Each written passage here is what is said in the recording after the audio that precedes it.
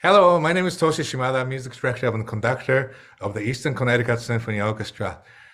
Today, we have a pleasure of having a wonderful soloist, one of the soloists for this concert coming up on the February 18th at 7:30 at the Garde Arts Center in New London. And this special artist here today is Gary Sienkiewicz, our principal tubist, who sits way in the back in the orchestra with a huge instrument in the hand and plays wonderfully low sound for us. Welcome, Gary. Thank you, Toshi. Good afternoon. It's a pleasure to be here. I'm really looking forward to perform together very soon. And this kind of a masterpiece for the tuba. And Yeah, yes, it is. It's really the first concerto written by a major composer, and it must be the most played of the tuba concerti out there. It's a beautiful piece. It's a fun piece, and I'm honored to be able to play with you and the Eastern Connecticut Symphony. It was quite an honor to have you call me and ask me to do that. I've been thinking about you for a long time, and I'm glad the time came because COVID kind of, yeah, put us in the back burners. But now I'm glad we could do this and feature you finally in the front of orchestra from all the way back of the orchestra. And so I think our audiences will be interested to hear about Vaughan Williams' piece. If you could describe it, kind of briefly, anything about the audience should know. Well, Vaughan Williams, he was influenced by folk music a lot, English folk music, and you can really hear that in this piece. It's pretty straight ahead. It's not a far out avant-garde piece at all. It's fun. He wrote it for the Jubilee concert, so I think he intended it to be a fun piece, but he took it seriously. He wasn't going to play. He wasn't going to write a piece that was typical for the tuba, where you're the butt of the joke, the elephant in the orchestra. Yeah. He really took it seriously and wrote a beautiful piece. And I think the slow movement, the middle movement, is one of the most beautiful Oh, yes. um, pieces that he's written, and that in all of music, really, it's just a beautiful, um, uh, touching movement. I really can't wait to play it with the orchestra. Yeah. I've Yeah. only played it with the piano, and it's not the same. And full of melodies. Yeah, it's a beautiful Yeah. melody. Yeah, Yeah. Yeah. and he juxtaposes the two against three a lot in that. And there's even in the second movement, there's even what I would call a few blue notes, where Ah, he sets up, especially near the end of the second movement, he sets up the F sharp throughout the movement, and then at the end he throws in the F natural. yeah, So yeah. it really, it's almost a bluesy sound, and I emphasize that note when I play it. But it's just beautiful. And my favorite part of that movement is when at the beginning, when the French horn starts the melody, and I hope it comes off like this, is where the French horn and the low strings start the melody from underneath, and then the tuba sort of emerges out of the sound of the orchestra, and plays this beautiful melody. So I think people will find it enjoyable. I mean, the outer movement is so jovial, it's fun, it's Yeah, fun. And yeah, as you say, second movement is really lyrical. It's a gorgeous piece, yeah, beautiful. you Yeah, know. and the outer movements are more of a especially the last movement. It's just a sort of a rip roaring, let's get this thing going type of Yeah. movement. And the first movement starts out much dance like, Yeah. more dance like. Yeah. Yeah. So So I think many audience would not know that tuba players own many different type of tuba, right? Tubas. right, yeah, And can you tell a little bit about that? Many different kind of tubas that you have, and sure. what do you Well, use for this? Would be interested too, also. yeah, the tuba is the baby of the orchestra, really. We've only been in the orchestra for maybe 150, 170 years or something like that, where the other instruments have been in there much longer. So what happened is the development of the tuba was influenced by whatever country that the composer was from. You Oh, know, in France, Berlioz started writing tuba music, but they had much smaller instruments than the Germans had, and that the Russians had. So we to play the different repertoire, we need to have different size instruments to do it justice. Um, Wagner, has that heavy tuba sound, so we play with a big instrument. yeah. But the English were more influenced, I believe, by the French, which has a lighter sound, it's a smaller tuba than I would play in a Wagner or I see. Tchaikovsky or anything like that.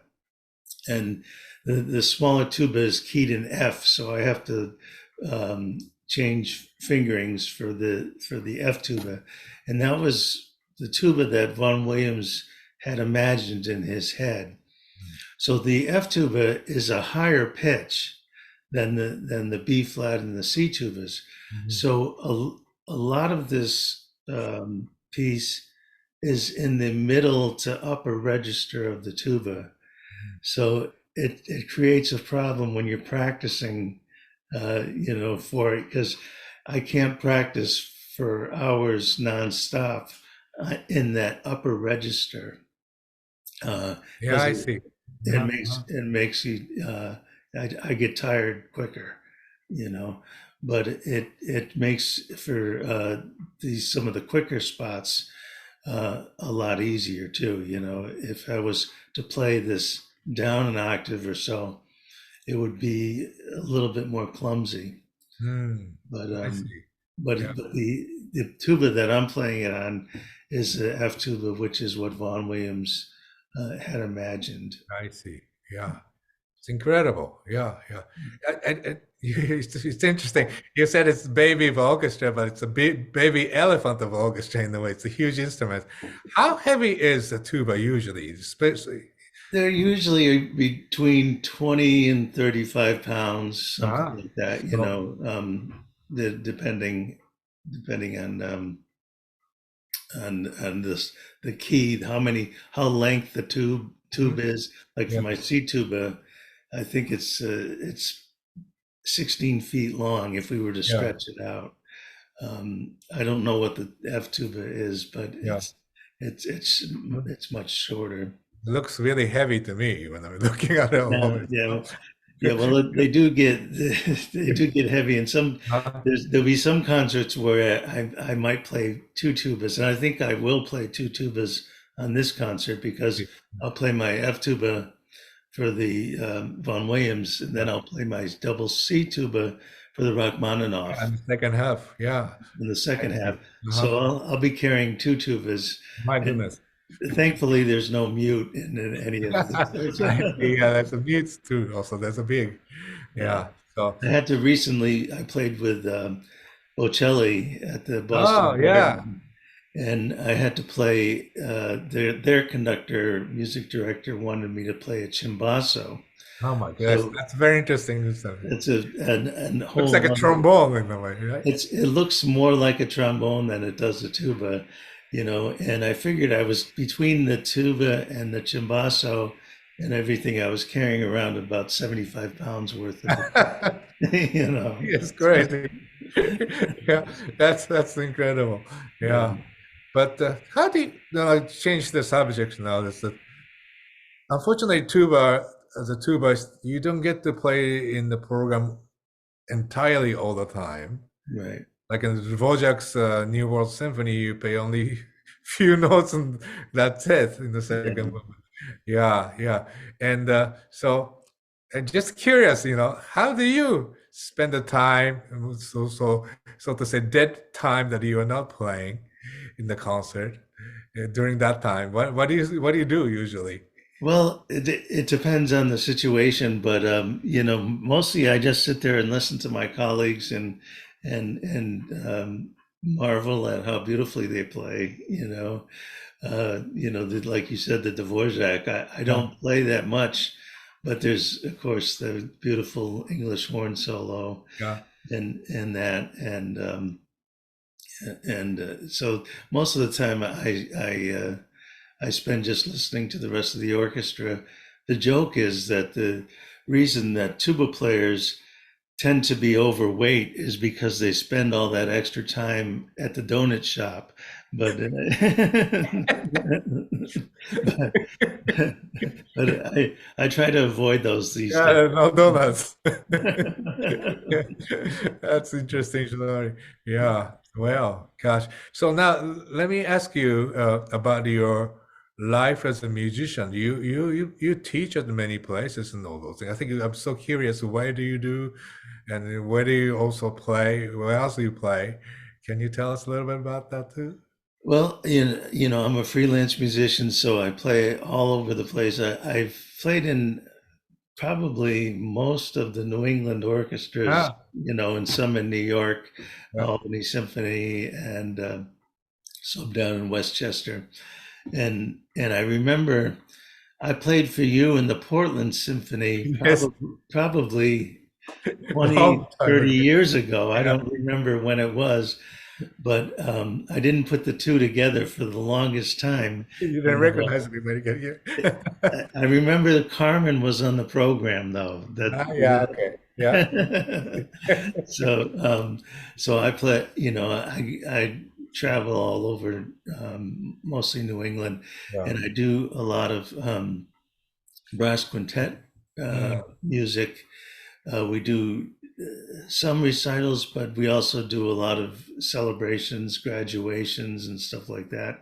And I play in many different brass quintets, mm, um, including we did a Christmas show for Eastern Connecticut in December, mm. which was a lot of fun.